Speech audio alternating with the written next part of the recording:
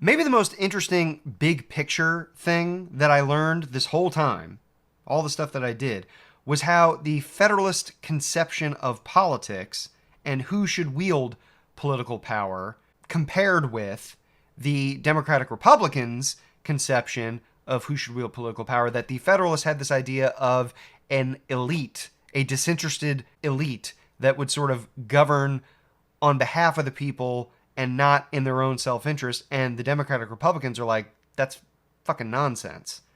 We can't have that. That's not realistic. We need real Republican democracy. We have to have people pick their representatives. The common people have to have a voice in this.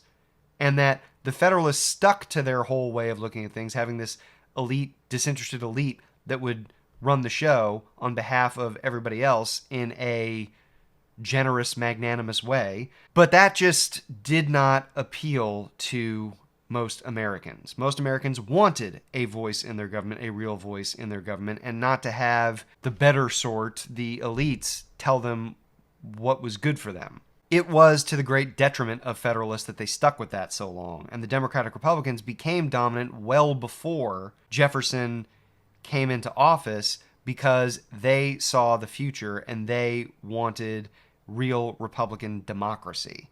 And the Federalists just never quite got there.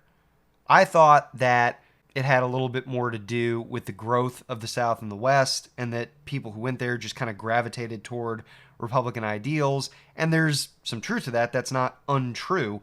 But the fact that the Federalists stuck with this old, archaic way of looking at government, it was them politically slitting their own throats.